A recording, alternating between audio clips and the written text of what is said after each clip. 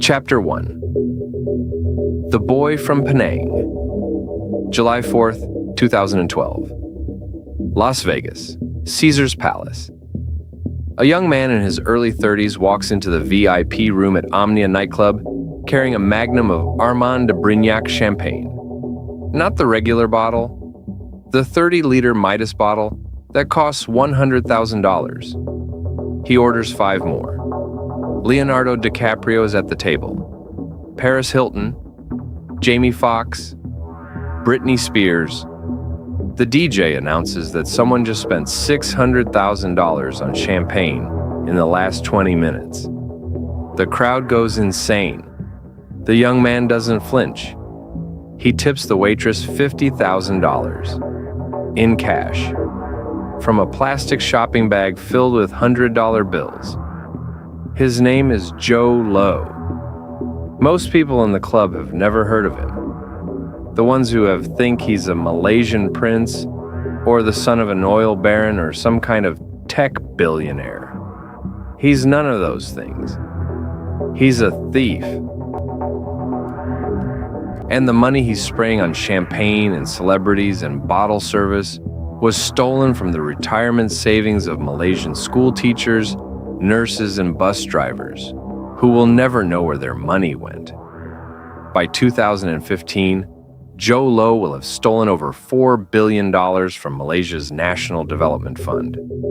He'll use it to buy a $250 million yacht, a Park Avenue penthouse, paintings by Monet and Basquiat, a private jet, jewelry for Miranda Kerr, and the financing for a little movie called The Wolf of Wall Street.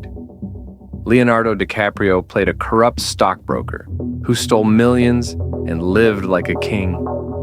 Jho Low financed the movie with billions he stole and lived exactly the same way.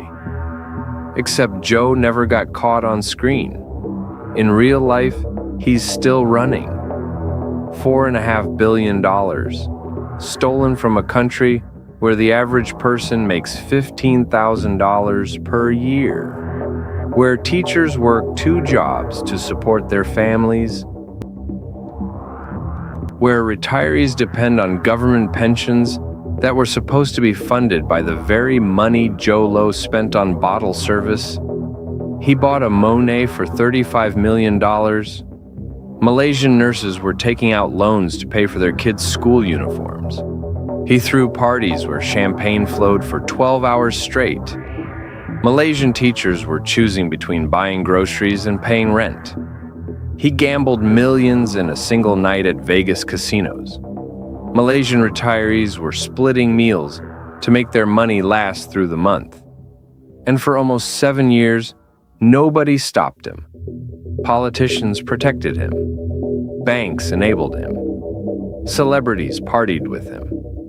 Businessmen courted him. Because Jho Low understood something most thieves never figure out. Steal $1,000, you go to jail. Steal $1 million, you get investigated. But steal billions and spend it in public, surrounded by famous people, flying on private jets, buying art that gets written about in the New York Times. People assume you're legitimate. Nobody checks where the money came from. They just want to be close to it. One person stole enough money to change an entire country. And he did it while partying with the biggest celebrities on earth who had no idea they were dancing on stolen wealth. His name is Jho Low. And this is how he did it. November 1st, 1981. Penang, Malaysia. Low Take Joe is born to a family that's comfortable but not extravagantly wealthy. His father made money in garment manufacturing and shipping. Enough to send Joe to good schools, not enough to buy yachts. Growing up, Joe is quiet, a little chubby, not particularly athletic. But he's obsessive about one thing: rich people. 1998. Joe is 17. His parents send him to Harrow School in London. one of the most elite boarding schools in the world. Winston Churchill studied there. Lord Byron. Multiple kings. Jho walks onto campus and immediately realizes he's not one of the rich kids.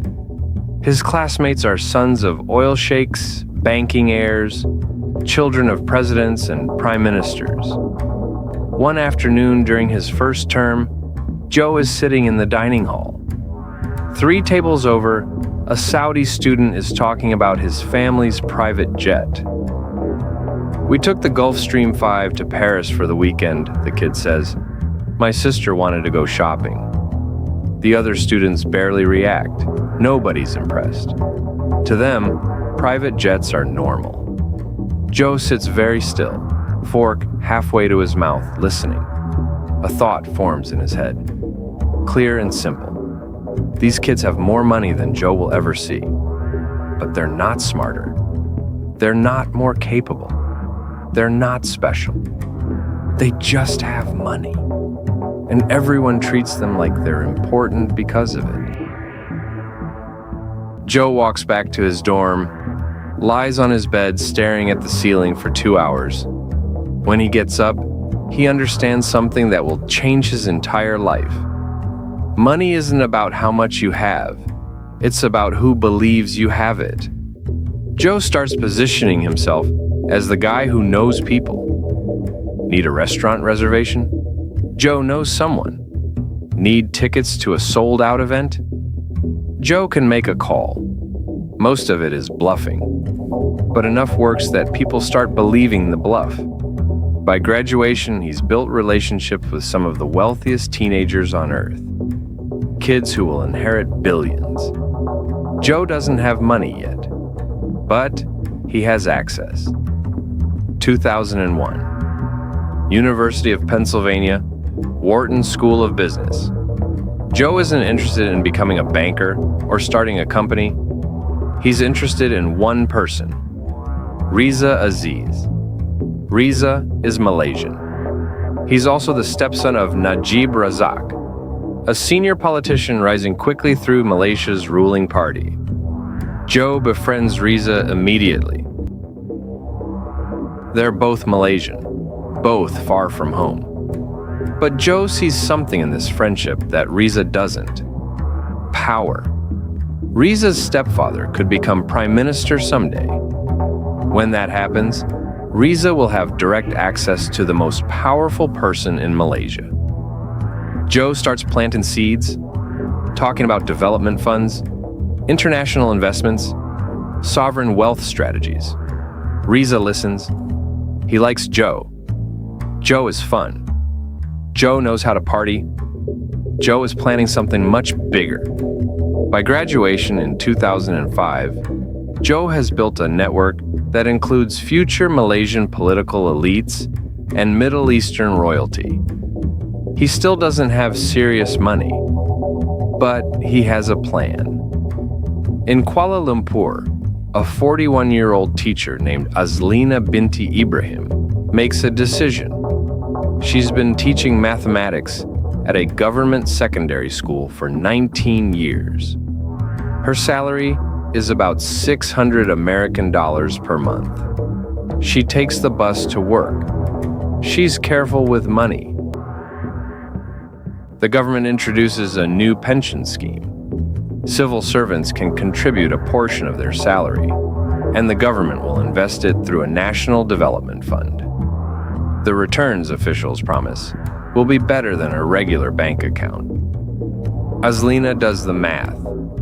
If she contributes 10% every month for 15 years, until retirement, she'll have enough to retire comfortably. Maybe even help her daughter with university fees. She signs up. Every month, money gets deducted from her paycheck and transferred to the fund. Azlina doesn't know the fund's name yet. It won't be created for another 4 years. But when it is, it will be called One Malaysia Development Berhad, 1MDB, 2009. Kuala Lumpur, Malaysia. Najib Razak becomes Prime Minister of Malaysia. Jho Low is 28 years old. He's been waiting for this moment since he met Riza at Wharton. 3 weeks after Najib takes office, Jho is sitting across from him at the Mandarin Oriental Hotel. Jho has prepared for this meeting for months. Expensive suit, pitch rehearsed down to the pauses. Prime Minister, Malaysia has an image problem, Jho begins. When international investors think of Southeast Asia, they think of Singapore, not Malaysia. We need to change that. Najib listens. What I'm proposing is a sovereign wealth fund, similar to what Abu Dhabi and Qatar have done. We bring in billions from Middle Eastern partners. We invest in strategic projects. We put Malaysia on the map. Najib leans forward slightly. And you can arrange this? Middle Eastern investment? Jho nods. I have relationships with several royal families. They're looking for opportunities in Asia, but they need the right structure, government backing, credibility. Jho is stretching the truth. He knows some Middle Eastern businessmen from Wharton. He doesn't know royal families. He doesn't manage sovereign wealth funds. Najib doesn't know that. How much are we talking about? Najib asks. Initial target, $5 billion, potentially much more. Najib sits back. $5 billion flowing into Malaysia under his leadership would make him look visionary. What do you need from me? Najib asks. Jho keeps his face neutral. Inside, his heart is pounding. Authority to structure the deals, direct access to decision makers, and speed. These investors won't wait for bureaucracy. Najib thinks for maybe 10 seconds. Let's do it, he says. September 28th, 2009. 1MDB is officially established, controlled by the Prime Minister's office, backed by the Malaysian government, designed to manage billions in investments. Jho Low has no official role. He's not on the board. He's not listed as an advisor. His name appears nowhere in organizational documents. He's controlling everything. Jho builds his machine carefully. 1MDB raises money by issuing bonds, borrowing billions from international investors who believe they're lending to the Malaysian government for legitimate development projects. The bonds are arranged by major global banks, Goldman Sachs, J.P. Morgan, legitimate institutions that give the deals credibility. Money flows into 1MDB accounts. Then, through shell companies and fake agreements, billions get siphoned off into accounts controlled by Jho Low. On paper, the money goes to development projects. In reality, it goes to Jho. 2009. 1MDB partners with PetroSaudi International, a company claiming connections to the Saudi royal family. The deal is supposed to be a joint venture in energy development. 1MDB contributes $1 billion. September 30th. The money arrives in the joint venture account. Jho is in his apartment in Hong Kong when he gets the confirmation email. $1 billion. He reads it 3 times, stands up, sits down. Stands up again, walks to the window. Hong Kong harbor spreads out below him. $1 billion. His hands are shaking slightly. Within hours, 700 million is transferred out to accounts controlled by Jho and his associates. The Malaysian government thinks the money is invested in energy. 700 million just vanished into shell companies in the Cayman Islands and Switzerland. Jho Low, at age 28, just stole $700 million. He books a flight to Las Vegas, leaves that night. 2 days later, he's at the MGM Grand. Bottles of Cristal covering every surface. He spends $2 million in one weekend. Checks his account Monday morning. Still $698 million there. He laughs out loud in the empty hotel room. The amounts keep growing. 2010. One MDB raises $1.8 billion. More than $1 billion is diverted immediately. Joe buys a penthouse at Time Warner Center in New York for $30 million. Cash. The realtor doesn't ask where a 29-year-old got $30 million in cash. People with $30 million in cash don't get asked those questions. 2011. One MDB raises $3 billion. Goldman Sachs charges nearly $300 million in fees, 10 times the normal rate. More than $1 billion is stolen. Joe is getting addicted to the scale. Not just the money, the power. The ability to move billions with a phone call. He buys a mansion in Los Angeles. Buys a private jet. Customizes it with gold-plated fixtures. By now, Azlina's pension contributions are part of the money flowing through one MDB. 200 ringgit per month, combined with deposits from hundreds of thousands of other civil servants. She's been saving for 7 years. Her account balance shows steady growth. She doesn't know her money is already gone, spent on a private jet with gold fixtures. Joe starts appearing at exclusive events. Monaco, Saint-Tropez, New York, Vegas, celebrities follow. Paris Hilton appears at his parties. Leonardo DiCaprio becomes a regular. Joe showers him with gifts. In 2013, Joe finances a movie production company run by Riza Aziz. The company is called Red Granite Pictures. Their first major film, The Wolf of Wall Street. Martin Scorsese directs. Leonardo DiCaprio stars. The movie about a stockbroker who steals millions and lives in obscene excess. Jho Low gives them $100 million to make it. Stolen from Malaysian teachers, nurses, bus drivers, retirees. The movie is nominated for 5 Academy Awards.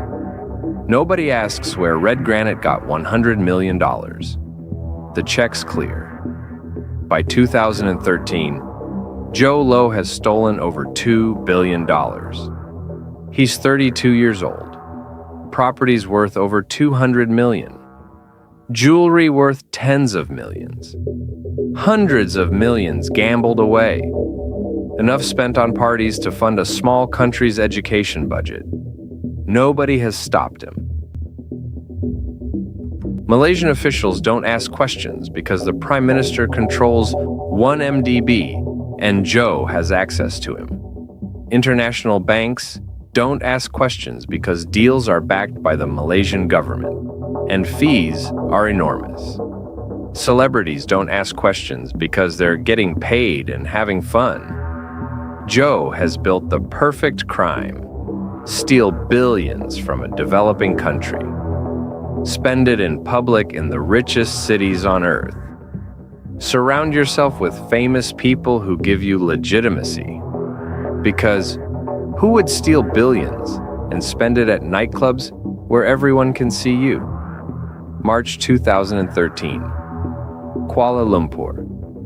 A journalist named Claire Rucastle Brown sits in a small office, reading through financial documents someone anonymously sent to her website.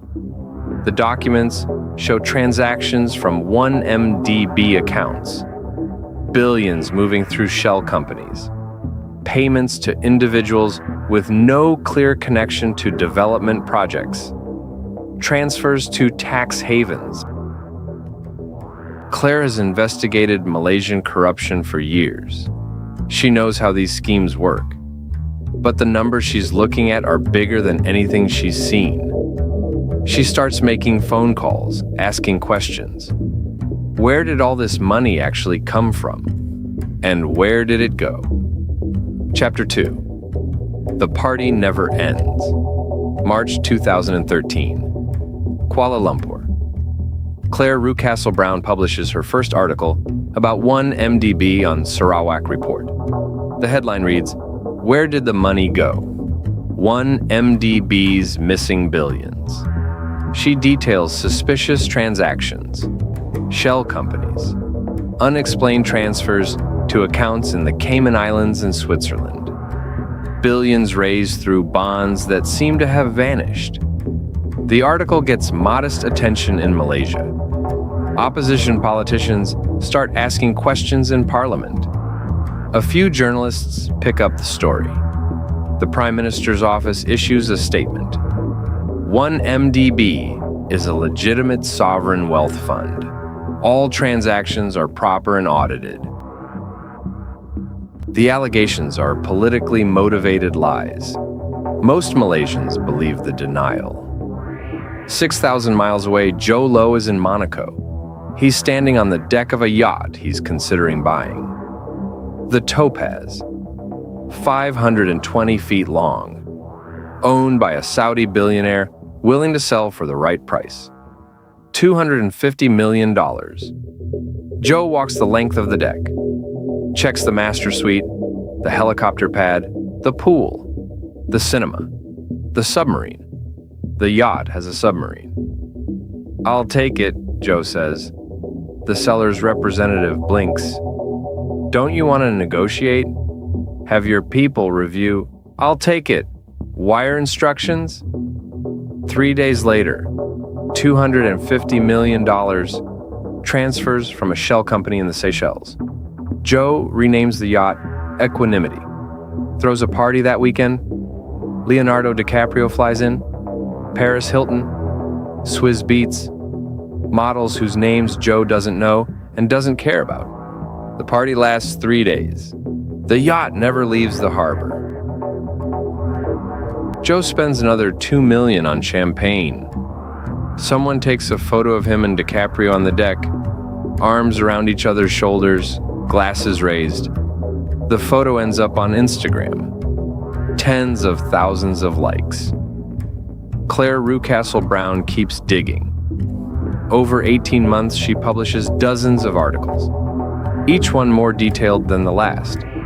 Shell companies, transaction trails, individuals who received money from 1MDB accounts.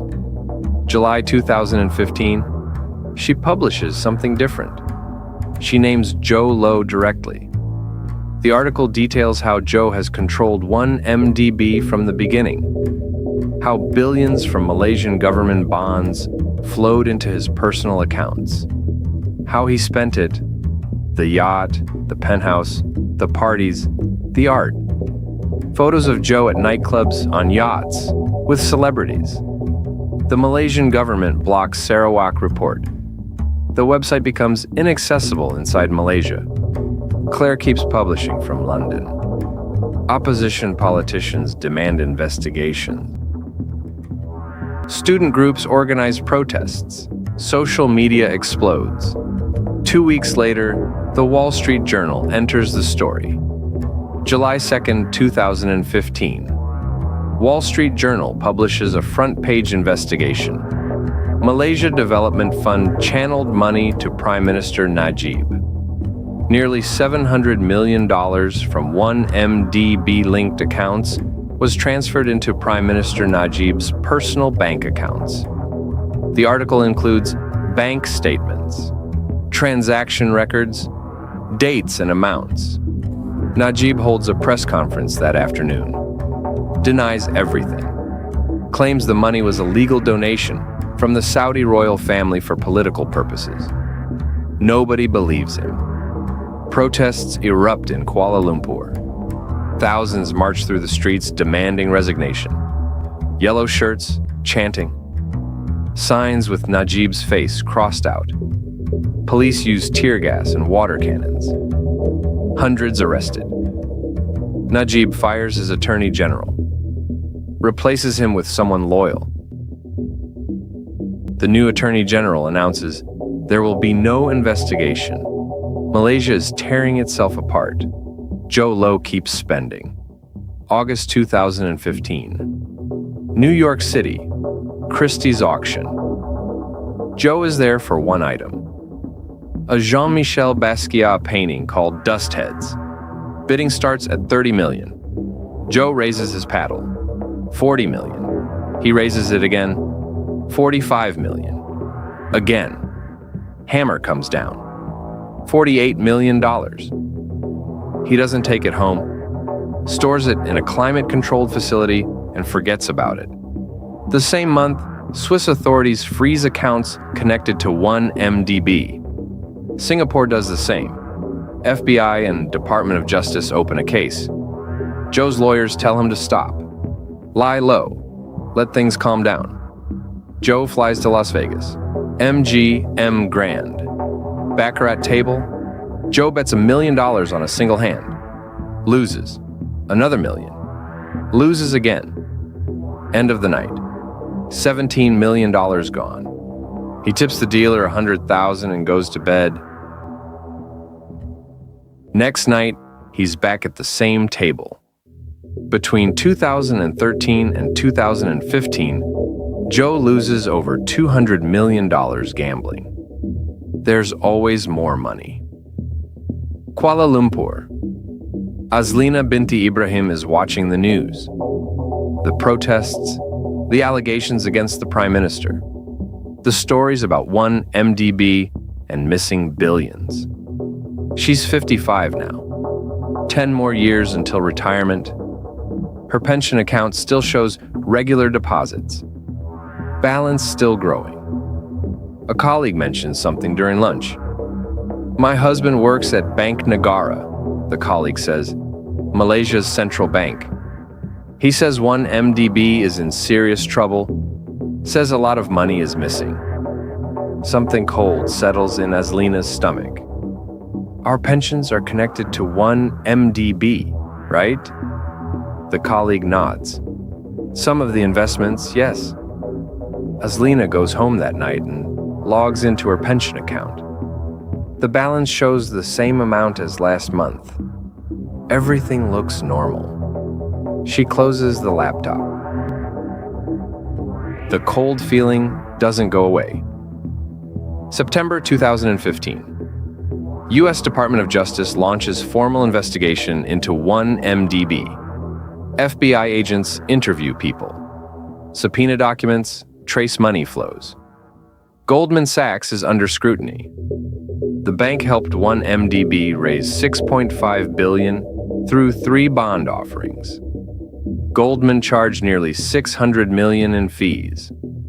Prosecutors look closely at Goldman banker Tim Leissner. Leissner worked directly with Jho on the 1MDB deals. He received over $200 million in kickbacks and bribes. Used it to buy a house in LA. Finance a lifestyle far beyond a banker's salary. Leissner's wife is Kimora Lee Simmons, model, designer, celebrity. She appears on red carpets, wearing jewelry Leissner bought with stolen Malaysian money. Investigators are closing in. November 2015, Jho tries to wire $50 million from Singapore to Switzerland. The transaction gets flagged. Singapore freezes the account. Jho loses $50 million in a single transaction. More importantly, he loses access to one of his major accounts. For the first time since this started, Jho Low is running out of money. December 2015, Hong Kong. Jho has moved constantly for 6 months. Monaco, London, New York, Vegas, never staying more than a few days. His lawyers tell him Singapore wants to arrest him. Switzerland has issued a warrant. The US is building a case. You need to disappear, one lawyer says, completely. No social media, no parties, no public appearances. Jho nods, agrees. 2 days later, he's at a Hong Kong nightclub. Bottle of Cristal on the table. Surrounded by people he's paying to be there. Someone takes a photo, posts it on Instagram. Within hours, Malaysian news outlets pick it up. Opposition politicians use it as evidence that Jho is still living freely while ordinary Malaysians suffer. Protests in Kuala Lumpur intensify. January 2016, Los Angeles. Leonardo DiCaprio is sitting in a meeting with his lawyer and publicist. They're showing him documents, articles, transaction records. The money that financed Wolf of Wall Street, his lawyer says. It came from one MDB, stolen money. DiCaprio looks at the documents, doesn't touch them. Red granite pictures, Riza Aziz's company. The Department of Justice believes the entire company was funded with money stolen from the Malaysian government. DiCaprio has known Jho for years. They've partied together dozens of times. Jho gave him expensive gifts, artwork, Basquiat paintings, Monet, access to exclusive events. DiCaprio's publicist slides another document across the table. A photo. DiCaprio and Jho on the yacht. Arms around each other, champagne. This yacht, the publicist says quietly, bought with stolen money. The champagne you're drinking in this photo. Stolen money. The party. Stolen money. DiCaprio stares at the photo for a long time. His hand goes to his mouth. Then down to the table, flat against the wood. Does this mean, he starts. It means the government may seize the gifts, his lawyer says. The artwork he gave you, the memorabilia, all of it. And it means you need distance, immediately. DiCaprio stops returning Jho's calls that day. Within weeks, Paris Hilton does the same. Then other celebrities who used to appear at Jho's parties. The photos disappear from Instagram. The party invitations stop. The tables at the nightclubs are empty. March 2016. Azlina Binti Ibrahim receives a letter from the pension fund administrator. The letter is brief. Due to market conditions and portfolio adjustments, pension payments may be delayed or reduced. Administrators are working to resolve issues. Updates will be provided. Azlina reads it 3 times. 12 years. She's been contributing for 12 years. She calls the pension office, gets a recording, leaves a message. No one calls back. She asks her colleague whose husband works at Bank Negara. It's bad, the colleague says quietly. Really bad. A lot of the money is just gone. Azlina goes home, opens her laptop, logs into her pension account. The balance is still there. But now there's a note at the bottom. Account values are estimates and subject to adjustment pending audits. She stares at those words. Subject to adjustment. She closes the laptop, sits in her small apartment. Thinks about 12 years. Every month, 200 ringgit deducted. 200 ringgit she could have used for groceries, for bills, for maybe one small vacation. 200 ringgit times 12 months times 12 years. 28,800 ringgit. About 8,000 US dollars. Not a fortune. But for Azlina, it was everything. And somewhere, Jho Low spent more than that on champagne in a single night and forgot about it the next morning.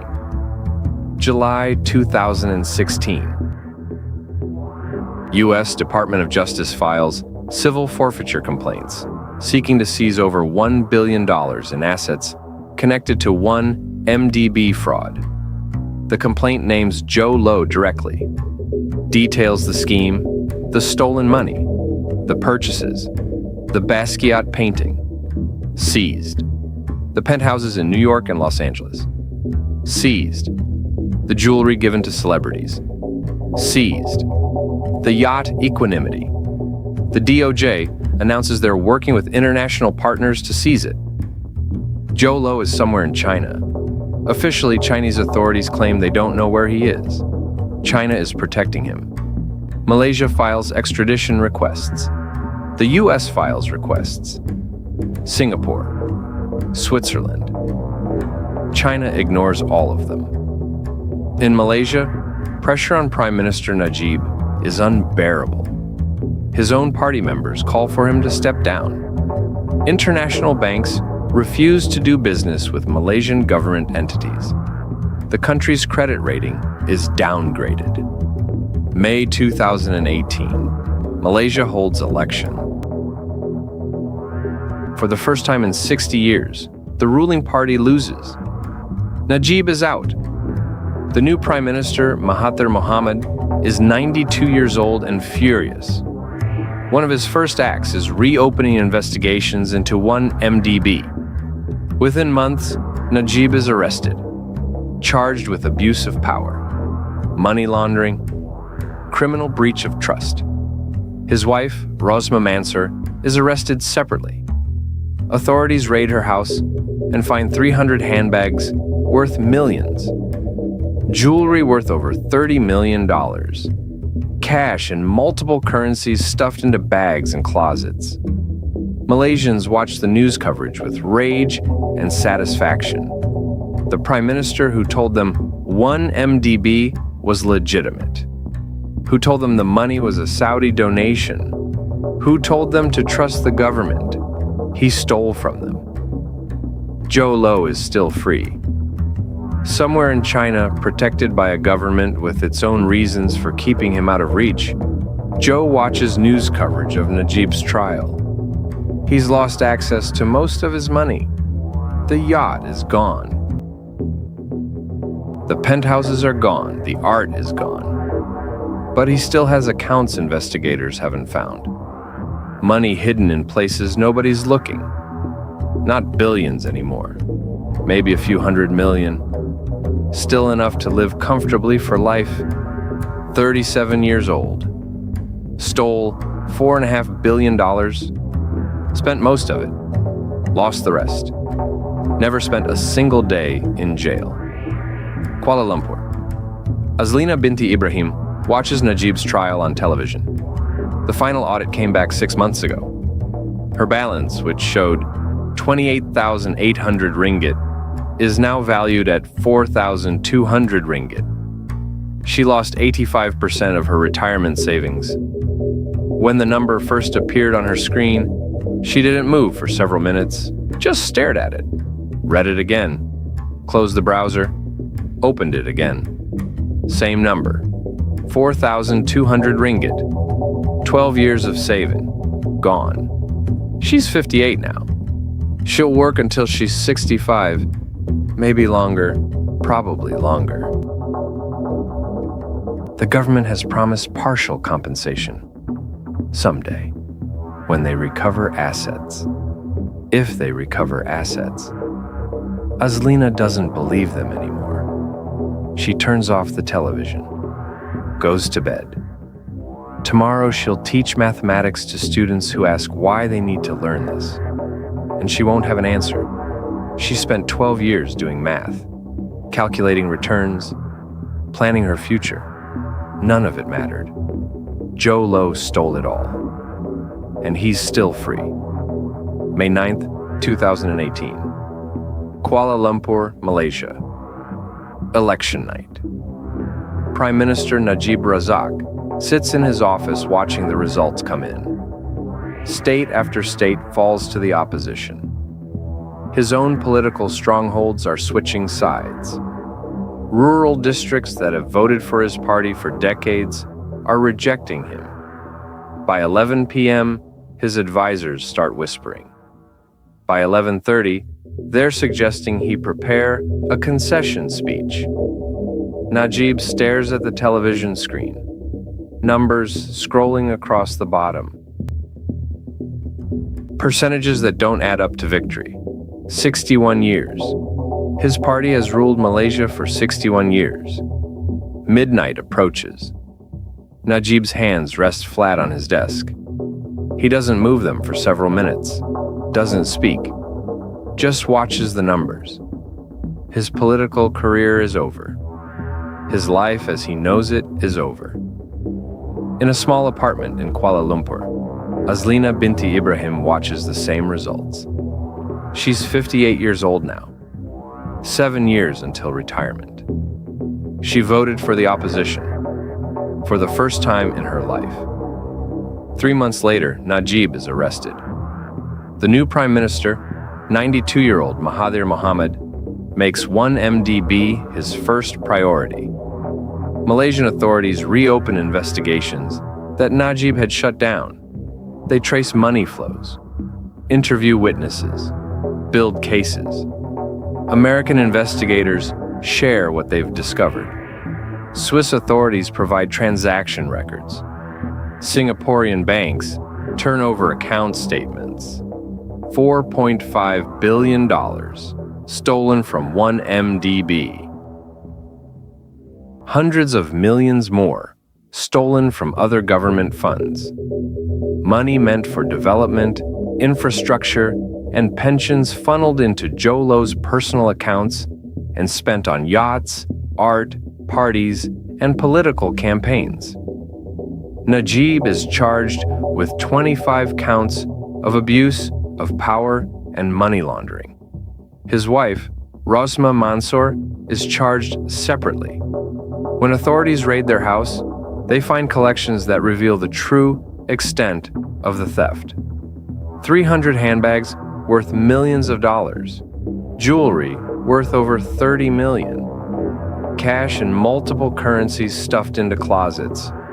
One handbag cost more than Azlina's entire pension savings.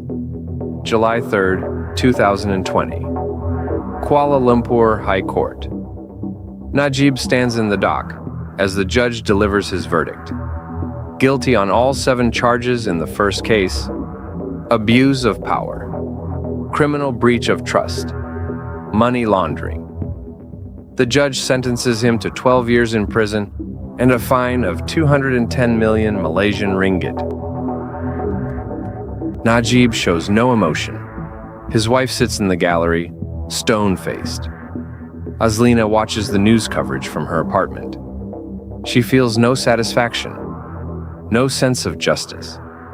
Najib going to prison doesn't bring her money back. The yacht Equanimity sits anchored off the coast of Indonesia. For 2 years, it's been the subject of an international legal battle. The Department of Justice wants to seize it. Jho Low's lawyers fight the seizure. Indonesian authorities get caught in the middle. February 2018, the yacht is finally handed over to American authorities. They sail it to Los Angeles and put it up for auction. Winning bid, $126 million. Jho Low paid $250 million. After legal fees and maintenance costs, victims will receive a fraction.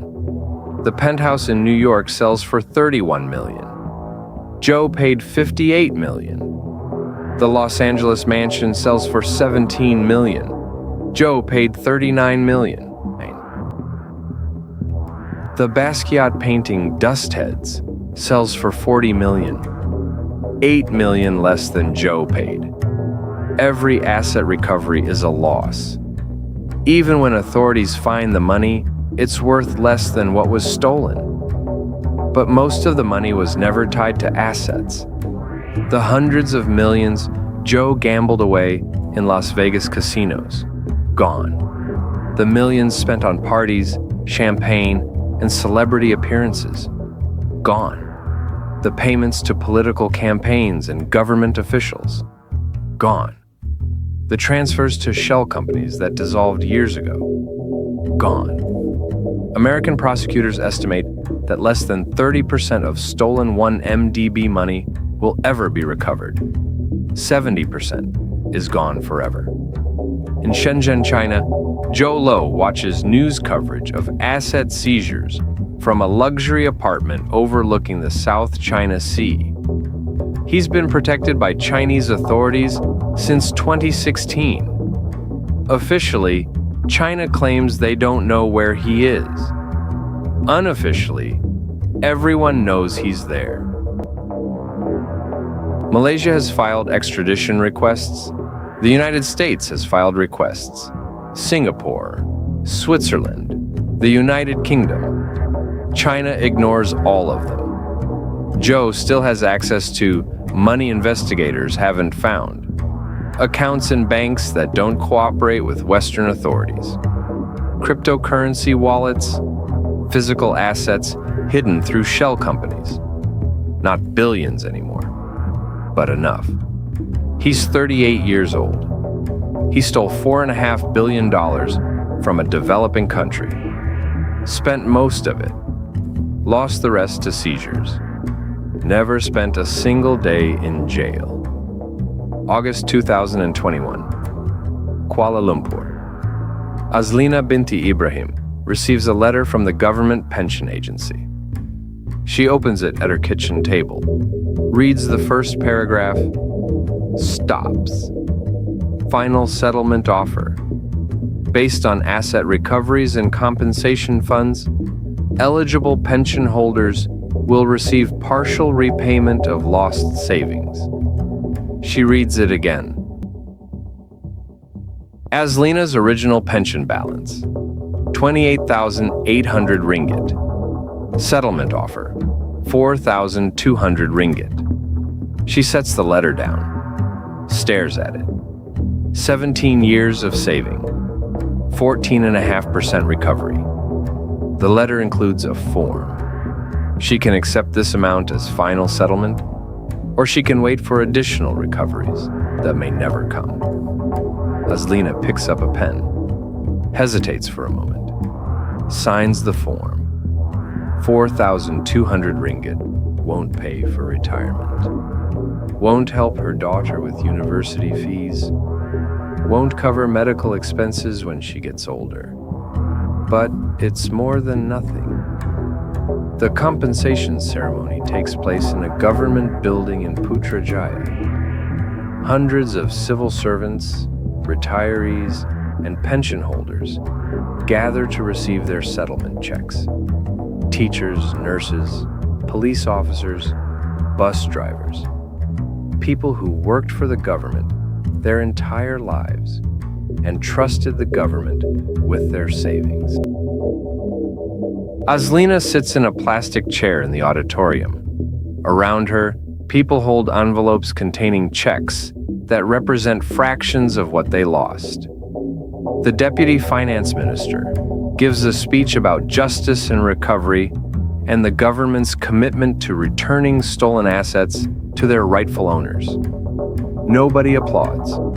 A man named Rahman, who sits next to Azlina, worked as a clerk in the education ministry for 35 years. He lost 41,000 ringgit. His settlement, 6,000. They say we should be grateful, Rahman whispers to Azlina. Grateful for getting back 15% of money that was ours to begin with. Azlina nods. She's 61 now. 4 years past her planned retirement age. She's still teaching mathematics because 4,000 ringgit won't support her for 4 years, let alone the rest of her life. Where did the rest go? Rahman asks. Azlina thinks about the photos she's seen in newspapers. Jho Low on yachts, in nightclubs, with celebrities. Champagne bottles that cost more than she makes in a year. Parties, she says quietly. October 2023, New York City. Leonardo DiCaprio testifies in a civil forfeiture case related to 1MDB stolen assets. He's not charged with any crime. He's not accused of wrongdoing, but he has to answer questions about his relationship with Jho Low and the gifts he received. DiCaprio sits in a conference room, under oath, describing parties he attended, trips he took, and artwork he accepted from someone he thought was a legitimate businessman. Did you know at the time that Mr. Low's money came from stolen Malaysian government funds? The prosecutor asks. No, DiCaprio says. I had no knowledge of that. When did you first learn that the money might be stolen? When my lawyers showed me the Department of Justice filings in 2016. And what did you do then? I stopped all contact with Mr. Low. and I turned over all the gifts to authorities. The Basquiat painting Jho gave DiCaprio as a birthday present. Seized. The Marlon Brando Oscar from On the Waterfront that Jho bought for him. Seized. Several other pieces of art and memorabilia. All seized. DiCaprio estimates the total value at around $25 million. $25 million worth of stolen money that Jho Low spent on gifts for one person. More than the combined pension savings of 3,000 Malaysian teachers. But DiCaprio got to give the items back and move on with his life. The Malaysian teachers, nurses, and civil servants don't get to give anything back. They don't get to move on. They lost their retirements. Azlina teaches mathematics to teenagers who ask her why they need to learn this. She doesn't have a good answer anymore. She spent 17 years calculating compound interest and investment returns for a retirement that never came. Rahman, the education ministry clerk, works security at a shopping mall. At 72, he stands for 8 hours a day checking bags and watching for shoplifters. A nurse named Fatima, who lost 35,000 ringgit, moved in with her daughter's family. She helps take care of grandchildren instead of traveling like she planned. They're the lucky ones. They have family. They have some income. Other retirees aren't as fortunate. 1MDB still exists. The Malaysian government didn't dissolve it. They restructured it, changed leadership, implemented oversight, turned it into what it was supposed to be from the beginning, a legitimate development fund. 1MDB now invests in actual infrastructure projects, real estate development, energy initiatives. It's run by professional fund managers instead of political appointees. It works the way Jho Low told Najib it would work in their first meeting at the Mandarin Oriental. Except now, the money goes to development instead of yachts. But that doesn't help anyone who lost their savings when 1MDB was a criminal enterprise disguised as a sovereign wealth fund. December 2023, Shenzhen, China. Jho Low sits in a restaurant overlooking the South China Sea. He's 42 years old. His hair is graying slightly. He's put on weight. He doesn't look like the young man who used to party with DiCaprio and Paris Hilton. He's reading news coverage of Najib's final appeal being rejected by Malaysia's highest court. 12 years in prison. No further legal recourse. Jho closes his laptop, orders another coffee. The restaurant is half empty. It's Tuesday afternoon. Most people are at work. Jho has nowhere to be. Nobody to call. No meetings to attend. No parties to plan. The celebrities who used to answer his calls immediately don't return them anymore. The politicians who used to take meetings with him have moved on. The business associates who used to compete for his attention have found other sources of money. Jho Low has complete freedom. No jail cell, no parole officer. No restrictions on movement within China. Enough money to live comfortably for life. He also has complete isolation. Can't travel, can't appear in public. Can't build relationships with people who don't know who he is. Free and trapped simultaneously. The boy from Penang who wanted to be close to money and power ended up alone with money and no power. In Kuala Lumpur, Azlina binti Ibrahim is preparing for another day of teaching mathematics. She's 63 years old, 2 years past retirement age. Her back hurts from standing at the blackboard. Her eyes strain from grading papers in poor light. But she gets up every morning and goes to work because 4,000 ringgit doesn't last long. Her students don't know their teacher lost her retirement to a thief who spent it on champagne and yachts. They just see an older woman who explains quadratic equations with less enthusiasm than she used to.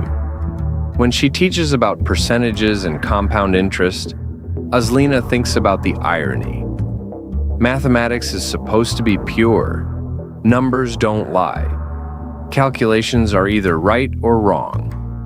But the math of her retirement was sabotaged by people who understood that numbers on screens could be manipulated.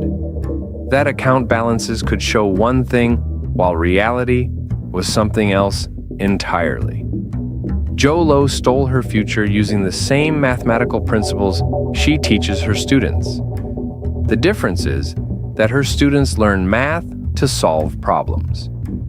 Jho Low learned it to create them. 5,000 miles away, Jho Low finishes his coffee and walks back to his apartment. The money he stole is gone. The assets are seized. The relationships are destroyed, but he's still free. The people he stole from are still working, still struggling, still trying to rebuild retirements that will never be the same. Jho Low got exactly what he wanted at Harrow School, when he realized that money was about who believes you have it. He convinced everyone he was legitimate, right up until the moment they realized he wasn't. By then, their money was already gone, and it's never coming back.